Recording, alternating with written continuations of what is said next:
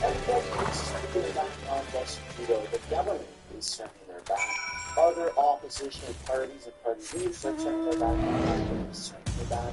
But then all of these social programs are collapsing. And Justin Trudeau's solution is go on a podcast, on content creators podcast that has 700 subscribers, and bitch about it. It's very, very bizarre, but you're going to see the thing presenting is horrible, along with many other things to talk about in this video. Welcome back to the channel, welcome back to the video. I think the job to smash the like button and subscribe to the video. Really help with the channel. But it's not purchased on the super flash. You can find a link down below in the description or the comment below. You've got the classics here that are bundled up, ready to go.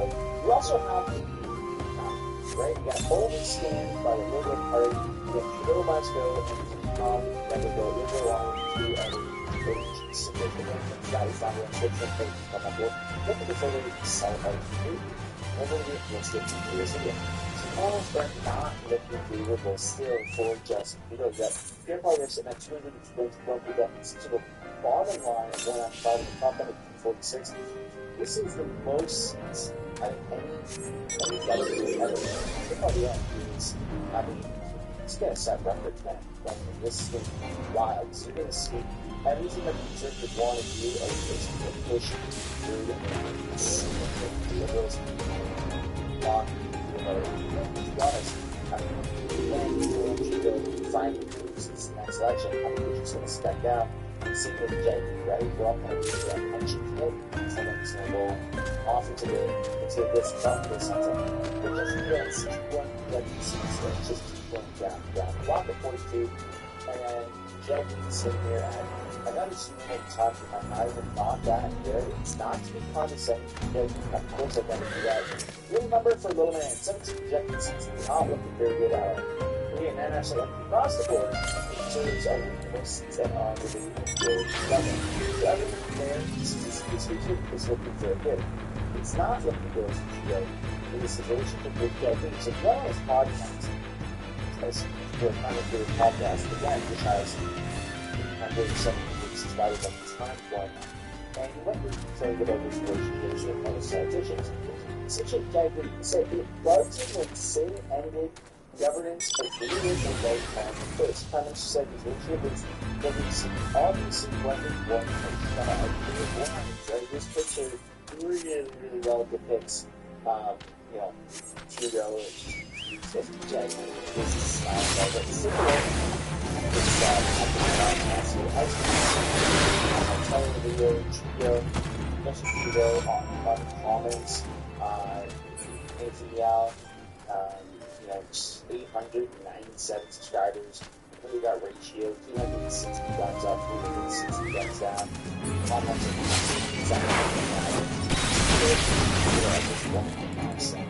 but the constant all I would have liked to see an example, some kind of pay that I would say, that is Pierre Poilievre still with the Congo and a public health crisis, that would consider climate action, and wants to get the public broadcast for the represent constant call. And some version of that, I like that. I can't argue against that, particularly when the result of running St. Paul's. Yeah, something wasn't what we wanted. So I would say, yeah, I wish, because it's not set up as a choice. But it's okay. So, two things for this. One is, I like this, not for what they're saying, but I like the fact that Justin Trudeau is going on podcasts and trying to have a more human approach. It doesn't make you like him anymore. This is something that I think that should be encouraged from all politicians. I think that conservatives who go on podcasts, you've seen some conservative ones go on specific people's channels, but again, it's not the leader, it's not Pierre Poilievre. But I think the video with David McCullough and he's been on Street North, and that's it. That's all that Pierre has done. Because maybe this is going to cause more harm than good, but nonetheless, this is a very humanized approach. Sure, there's the dress there and suit attire and formal attire and all that stuff, but it's a long-form podcast that speaks to 80 minutes long. And I think that that's a good approach. I call it moving forward because we don't want your cookie-cutter politician that used to exist, right? That the goal was 20 years ago. We want a more humanized approach, someone who can deliver common sense, who can care when he shows up for rallies, when he public appearances. Yes, he does have that very human approach, and that's good. A lot of people are not only, have that attraction towards what he's saying, he's talking towards his policies, but just how he's empathetic and seems more relatable. That's good. That's the next step in going on, this podcast, long form content, sitting down, stuff like that. I think that is evolution of politics. I think that's you know what is really taking that step is Justin Trudeau, right? Now it's a conservative. So if there's a conservative podcast, don't consider them to sit down and talk about himself, but one like a regular person. I'm not saying it has to be me at all, but just like a regular person be able to talk and mishmash with them. Now let's take a look at what Trudeau has said, or what that other individual has said of how the individual, has bashed Pierre Poilievre for supporting Green Parliament, for not being for climate change reason the Liberals are giving. Let's just factually correct. Pierre Poilievre, he has only recently come out of the closet in the sense of, he has said, how much more taxes fight fires? How many more taxes for wildfires? And that truthfully is how the majority of Canadians feel. You have this insane rhetoric of cover tax, people fight climate change, fight climate change. Where is that money from? No one has been able to answer this. Are we investing this money into technology, are we into technology? Are we investing this money into more water bombers so we can put fires out? No, we're not. We don't have those answers yet. We haven't done anything. We haven't announced, $50 million of the money going towards McGill University to look into how we can fight climate change and what technology we're not any of that, right? So Pierre Poilievre's approach is not climate denialism, it's not climate change doesn't exist. We all know there's forest fires, whether you want to do that's climate change or whether you want to do that's just natural cycle of the world. That's entirely up to you. But forest fires exist, floods exist, hurricanes exist. They have existed for many, many years, and they will continue to exist even if we all switch to electric vehicles. So what we really need to focus on is how combat forest fires in an effective way.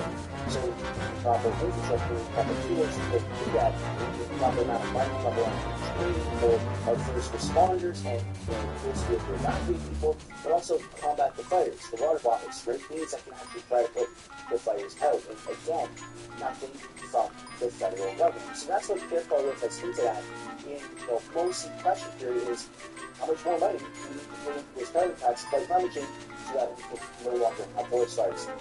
And that is an answer that has gone unspoken. Justin Trudeau does not have that answer.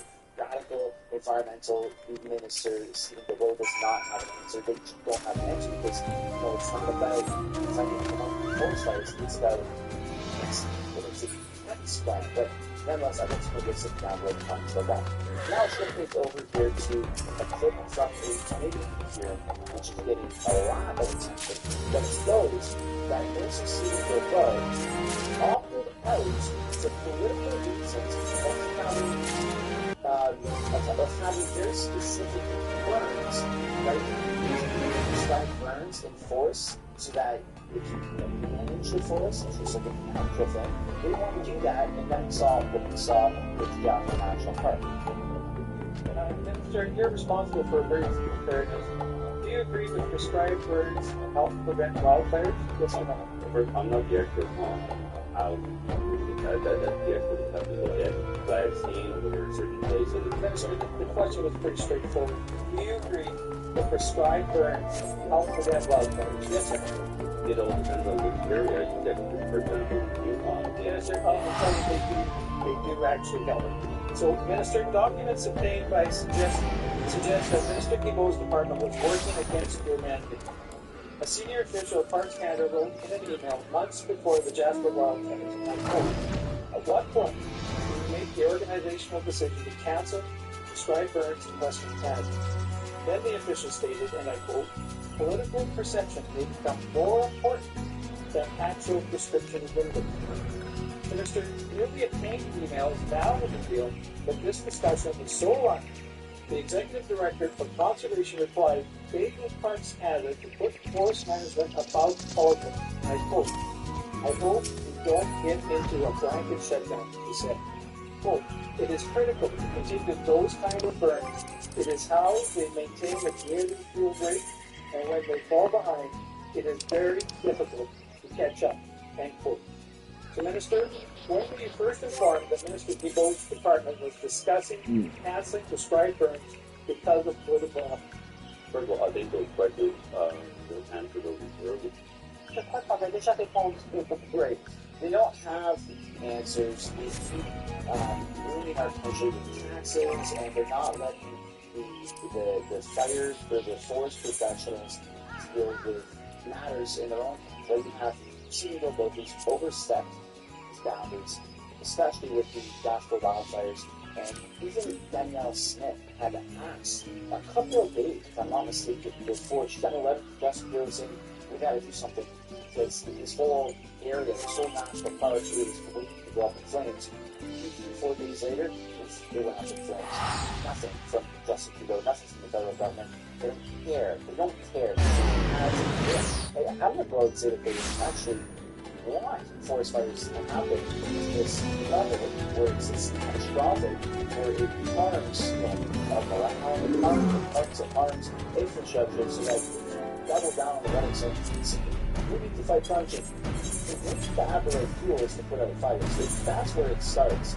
And then go from there. But let's know we get some happy with the products. And well, yeah, Justin Trudeau is over in France right now for the Comfortable for Me Summit. He's going around talking about how we need to put more into AI. What's at stake, according to this new report by Deloitte, is Canada's ability to lead globally on this new technological frontier. Canada's Jeff Scott says Canada is one of the most highly educated workforces of the 27 countries. 10% of AI researchers that the world for the country. This is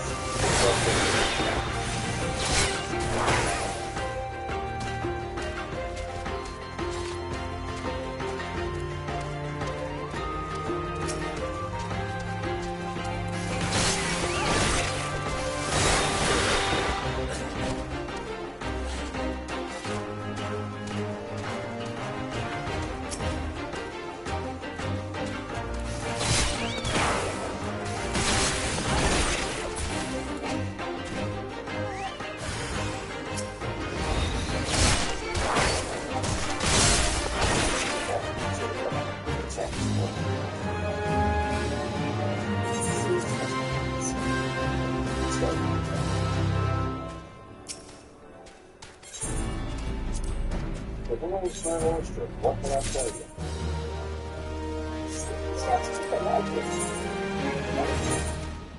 That's a fun statue. That's the population. It's 5% of the population. With big established tech companies on compensation and incentives for talent, a tough one for Canadian businesses and startups. Another struggle is over procurement. Orders of respondents say it's a challenge to hire employees to have the scale of their organization needs. 62% face a persistent shortage of skills among existing employees. The report highlights the need for governments, academia, and business community to ensure our AI advantage isn't squandered. It says policies should encourage responsible development and ensure we have a pipeline of talent entering our workforce. The payoff for getting it right is a much-needed boost to lagging Canadian productivity. This means that the advent is that part of that particular time and help us to improve our productivity by 100% over the next decade. Okay, so I'm conflicted personally on this because on one hand, AI has a good place. But government, unfortunately, did that and did want to mass release things, which would fire a lot of people. A lot of people would then force the outside government simply towards more of a universal basic income so that people aren't working, and they're just living for a better life. Utopia sounds great in theory, but it doesn't really work. So we've always seen massive implication of AI in various years, and it was catastrophic, and it still is catastrophic to this day. In fact, before I recorded this video, I was on the phone for 45 minutes with the government employee trying to get an answer because that's not stuff, right? CRM, exactly. And I got hopped around, passed around to 6 different people. None of them can answer a very, very simple question. And it's so freaking out. So what is the concept of doing the thing? We call customer service, normally it's answer. Or it tries to be automated. So for what used to be 400 people working in a specific customer service area, then you have so automated or there's actually really good when a lot of people will have calls that are happening like the automated or storage.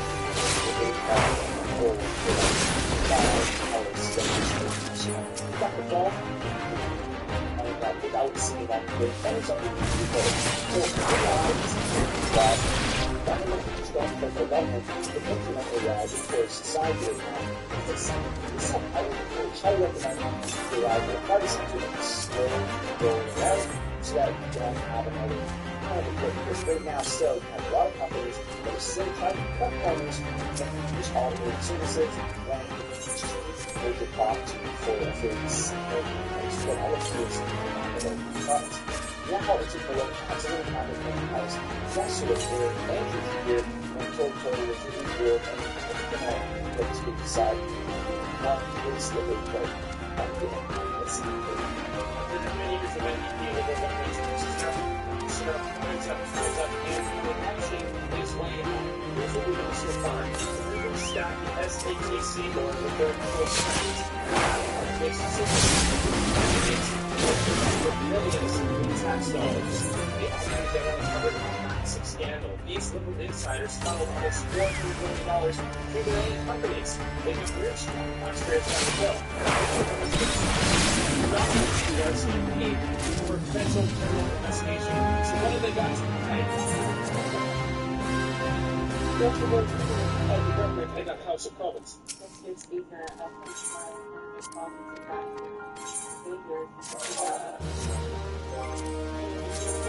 comments about Mr. Speaker, the Conservatives are putting forward ways to grant us the charter rights of Mr. Speaker. Both the RCMP and the Auditor General have been extremely misheard, and every single thing to be extremely alarmed by the behavior of the Conservative members of Parliament who would put their own political interests ahead of the rights of Canadians. The charter is there to protect the people from the government, not to protect the government from accountability by the people. While millions of Canadians are suffering from higher taxes, higher prices, and double housing costs, all caused by this government, the Speaker has ordered that the House of Commons can deal with no other business until this corruption motion is dealt with, and they still won't hand over the documents, preferring that Parliament grind to a halt. While millions of Canadians are lining up for food banks, Liberal insiders are lining their own pockets. So when will the government hand over the documents, and when will the government get Canadians their tax dollars back? Is it cheaper than what actually this isn't even used last year?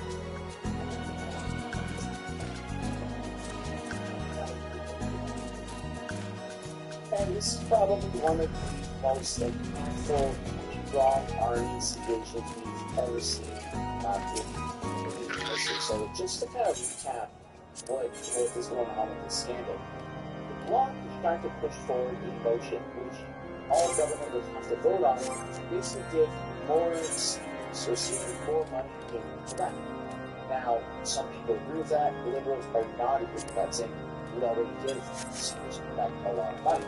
Bloc has said if you don't give us what we want by the end of October, which they now project that and say by sometime next week, maybe by the end of today, but likely by sometime like say of next week, then we're going to call an election.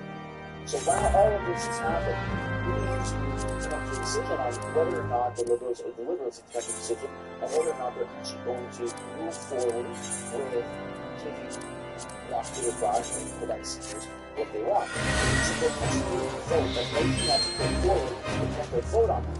But while all this is happening, Pierre Poilievre and the Conservative Party said, you know what, let me just reach into my magic hat and pull out this Hail Mary. Which would then try to take all of the election that's happening there with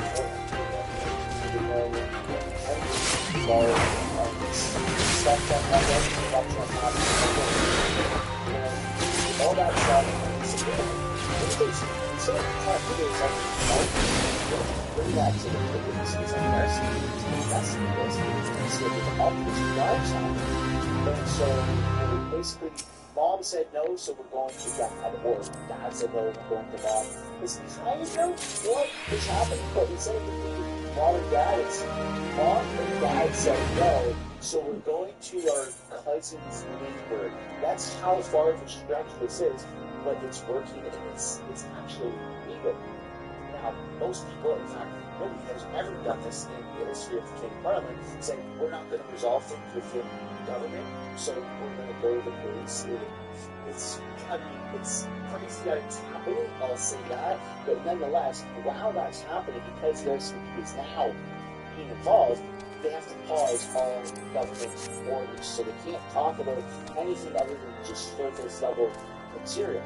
Which means we cannot vote on this motion for the block, which means that the block will get the law, so we can't vote on things so the block get the law. But the block will then say, okay, it's time for a vote of non-confidence. So it's 3-4-5 chess, and everyone is kind of turning on each other. You got Hail Marys and magic tricks being pulled out. It's fine, what's going on. But for those who didn't see it yesterday, we do have another sort of MP to stand in front of press here and talk a little bit more about what's happening. The House is seized with multiple issues of Liberal corruption that actually don't include the issue that we raised today, this latest issue, but the most recent one to seize the House, that's one caused by the Liberals allowing for hundreds of millions of dollars and dozens of conflicts of interest to flow inappropriately to Liberal insiders under a Liberal appointed chair who was found guilty of breaking Canada's conflict of interest act. A majority of members of the House of Commons did vote ordering the government to turn over its documents to the RCMP so that they can review them and take appropriate decisions.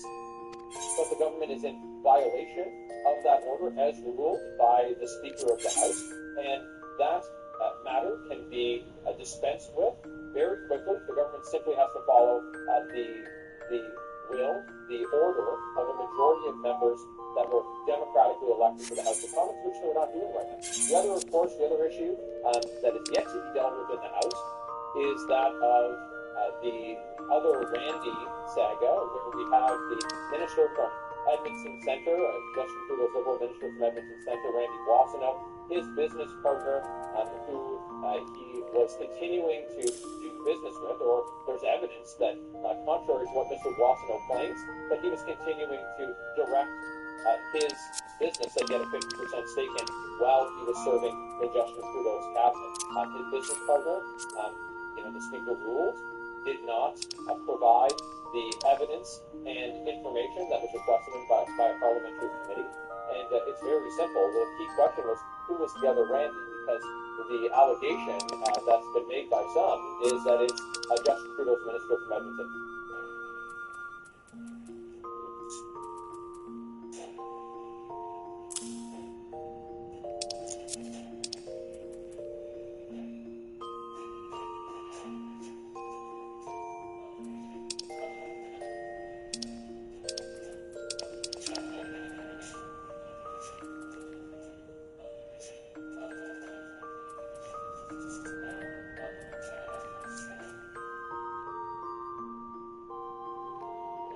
These are issues dealing with people in Russia that have seized the House, and they're effectively obstructing their own agenda, their own thought activity. They can't get it their own way. And this matter is one that hopefully we can get some sunshine on so as to disinfect it. Working on it, trying to put some sunshine on. So this was put together here by Government Corrupt Automatic. So as you can see, there are multiple layers to what is going on, and this could in fact trigger a vote on confidence by the bloc. Now, does the bloc and the Conservatives, do they have enough if they vote together in favor of non-confidence to take down Justin Trudeau, which would trigger an election? And that's kind of where we don't really know. I mean, objectively, no, they don't have enough if you have Quebec, the Bloc, and the Conservatives vote in favor, and everyone else vote against. No, there is not enough. But if it escalates to this point, there's also the fact that the NDP could say not vote with Trudeau and vote in favor of a vote on confidence. You could also abstain from voting. You could also have the Green Party. I know they only have a couple of seats, but they could vote in favor of a vote on confidence. You also have some rogue Liberals that are currently still with the Liberal cabinet that could in fact vote for a vote of non-confidence. And then you have also the NDP, or not the NDP, Independent.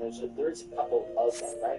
Pablo Ferry, who just stepped down from Liberal, who's now Independent. Kevin Vaughan is Independent. So you got a couple of people there, and those extra seats here and there to vote in favor of non-confidence would bring it extremely close. Like, they would come down to a couple of votes, and we just don't really know what that's going to look like. But so far, the two votes in non-confidence that have taken place were pretty much rejected unanimously by everyone outside of Conservatives and the Bloc, the NDP, the Green. Everyone and Liberals voted where we saw confidence in the government. So we just don't know how this is going to play out. But a lot of people are very much losing confidence in the government. You also have Jordan Peterson, who kind of chimed in here saying Canada is now so corrupt that its own government shut itself down to investigate its own corruption. Justin Trudeau would have to go. That is one way of putting it. Trudeau and the government is so corrupt that they're investigating themselves on said corruption. And Justin Trudeau was given multiple chances so far this week in the past couple of days to bring forward all of these redacted documents, but they would have to be unredacted, and he's not doing it. And so it really seems like potentially the RCMP is going to get more involved. And could they arrest somebody? If there ever is to be an arrest, it's more likely that it's RCMP arresting a politician than the Sergeant of Arms within Parliament arresting a politician. That's just my personal opinion, but I'd like to get some down below in the comments. Then you have a senator, a Conservative senator who's sharing a post on X, and a Conservative MP saying CBC CEO Catherine Tate is out after years of failure, including misleading a parliamentary committee and losing the public's trust. And so this is because there is a massive shift within CBC. Ottawa to announce changes to CBC mandate approximately appoint new CEO in the next 4 weeks. Too little too late though. That person already received millions, dozens of millions of dollars in bonuses, and there's a lot of corruption within the CBC as well. They obviously have their bias. They claim not to be biased. They're government subsidized. They should not have a bias, but unfortunately they do. And we kind of seen Conservatives really crack down on the media, with Pierre Poilievre, pretty much banishing CTV from having anything to do with the Conservative Party because they matched together two clips and quite literally provided misinformation, which then led immediately to the firing of 2 employees, and now they're cracking down on CBC. And so we're seeing a massive shift in Canada, a shift towards a better, more prosperous, more honest, more transparent Canada. To be honest, that's what we all deserve. Whether it's what you want or not want, it's what we actually deserve. And chances are, if you're watching this far into this particular video on this channel, then that is what you want. But of course, you got a lot of liberal supporters, NDP supporters, the radical woke left that say, no, we don't want that. It's already gone. Everything's fine. Everything's fine. It's really we got slander, attack campaigns opposition parties like Pierre Poilievre when this is not really warranted. But again, I would say your thoughts down in the comments about this. Is it still as bad that the media is kind of twisting towards something that should be beneficial for Canada? That, ladies and gentlemen, is where we're going to end this video. If you haven't already, I highly encourage you to smash the like button and subscribe, and I will see you in the next one. Bye.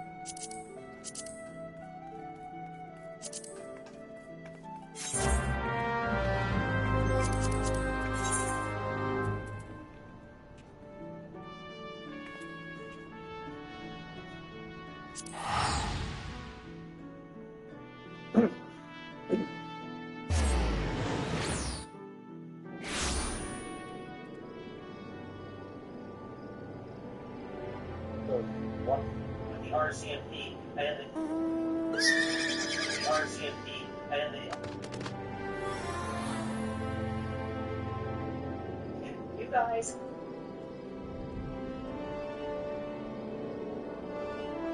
Welcome to episode number 4 of Setting the Feds Just.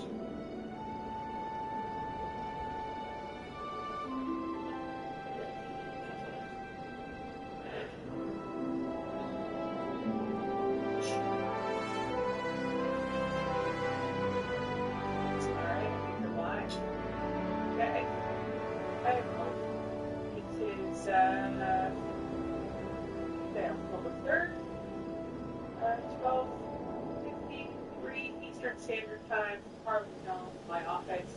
When I record this video, you may be watching it at different times. Let me know that you can hear me. But this microphone is in fact working, the ideal. And a couple things I want to go over with you in this video, but I want to hear from you. I want to check in with you guys, see how things are going, and hear from you directly. So just give it a few seconds here to make sure that this is all working. Okay, let me see. Thanks for your patience while we get this sorted.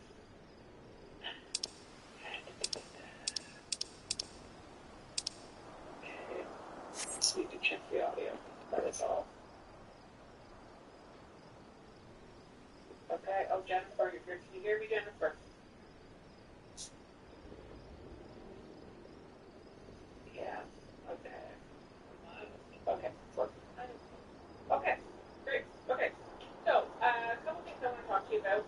We just had some new news come out in terms of the housing situation in Canada. So, not sure if you've been watching question period. I highly encourage you to do that. You know, I think that's the best way to get all of the information.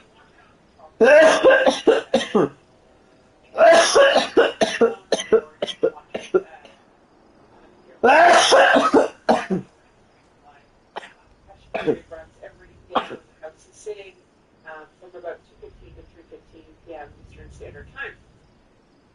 So today, Canada Mortgage and Housing Corporation, which is run under Justin Trudeau, reported today that Canada had 30,000 fewer housing starts in 2023 as a consequence of soaring interest rates directly caused by Justin Trudeau's inflationary spending. In 2023, the Canadian Mortgage Housing Corporation, or CMHC as they're called, reported that Canada had 240,000 housing starts, which is down 8% from the previous year. This is well below the Trudeau government's own targets of building 3.87 million homes by 2030, which Canada needs just to restore housing affordability. Now, to make matters worse, the NDP Liberal government's inability to fire gatekeepers and cut red tape is making housing even more unaffordable. It's funny, I met with Habitat for Humanity this week in my office, and the municipal fees, the taxes are just literally strangling out the developers. It's like Habitat for Humanity's mandate, which they have a great model. It's these taxes that are just destroying them. So CMHC said in their report, significant barriers to increasing housing supply include the long-standing challenges of regulatory costs and delays. Yet instead of dealing with this problem, the NDP Liberal government gave billions to the same gatekeepers who caused this housing hell in the first place. In some cases, like Toronto and Belmont, those massive amounts of money, the local gatekeepers who then immediately raised development taxes. In Toronto, they raised the taxes by 20%. Less than Europe, $59 million to reduce red tape and development charges by 7.5%. No wonder Canada has the second slowest building approval times in Vancouver. Development charges and red tape had as much as $1.2 million. And so, when we're talking about that, this is as well, right? The fees are then, for example, that's up 16% as well. We need to have everything. But now, the NDC Liberal government has decided to tax the home building for their engagement. Every stated small investments provide much of the funding to build or apartments. Yet aggregate is critical to that the corporations will provide power of the that has also planned to use a year alone housing production, but to the that. So we're working with the store, and I think that's the biggest issue we're talking about. I have one of my favorite activities to watch in the house. He's doing this for so long. He's sat down and our TV with the television about this. It's the worst he's ever been. It's just weird. So when he always touches on the house is still especially this gaslight, it's just looking at this okay. And then have things popping up everywhere and yet they'll say, we're doing a great job. And they're making money power, and it's just so frustrating for people at home because they're like, when is this going to end? And I realize and I want to reassure you of that, but I think it's very important to understand, and in my role in opposition, you have to understand how we got here. That's just the direct politics, the direct lack of leadership from the country. That's the challenge for how everything's done. And you get to say the president, then the rest of the group is the same. And it's like a single point. Before I wrap up here, but I also want to hear from you guys. I had a different role for you today, President, and it was just baffled. You're not surprised, but it was very big surprise. There's a big but I'm going to by the Liberal another program well straight that create the problem and create the highest student security representation to the highest defense security representation. There's some people that create this problem and then if they don't stand, they do not stand up to the problem. And then they come in and have no problem. The band-aid after we just cut off your head. I think the National CMP program is another announcement, another big program. I think promise. This program is not delivering what we want to do. So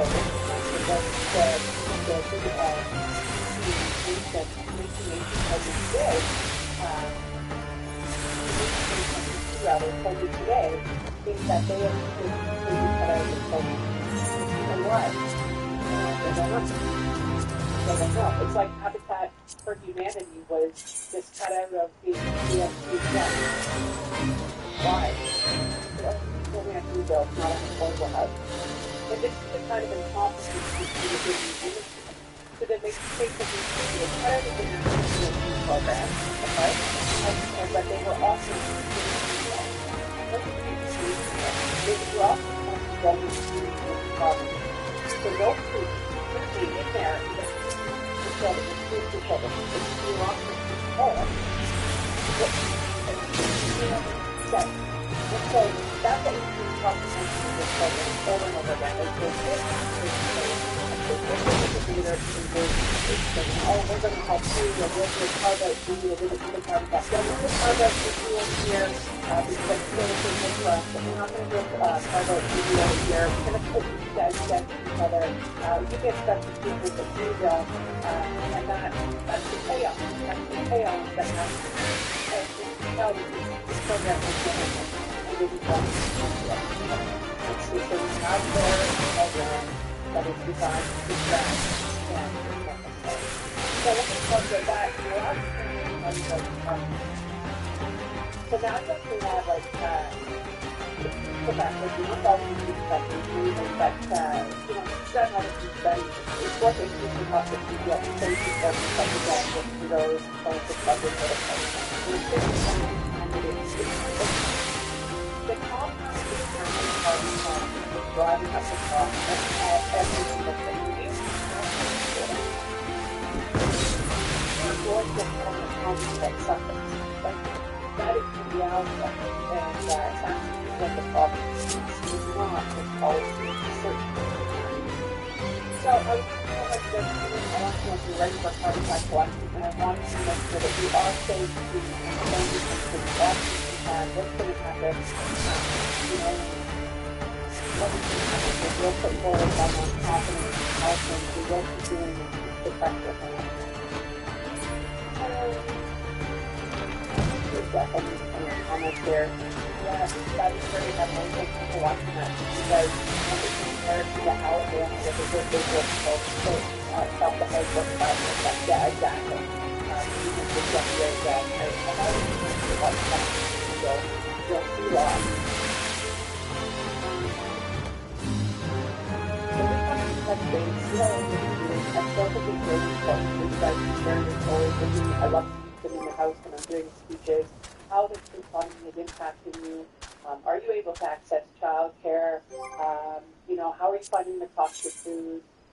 These are all things, you know, how are you feeling about your downtown, public safety? These are the things that we're really focused on, right? When you hear us talk about fixing the budget, axing the tax, building the houses, and stopping the crime. These are the policies that we will be expanding on to ensure that life is better for you and more affordable. So I would like to, I want to launch it now too, Harry. I'd love to hear from you guys. I think your stories really resonate when I'm able to read them into the record in the House of Commons or included about how, you know, how the current economy and the policies of the Justin Trudeau deputy government have impacted you. So please write to me. I'd love to hear from you and Sharon. We're not giving up. Over there, the fire and yes, thank you for the Washington State. So thank you all of you so much for joining me. We will talk to you guys soon.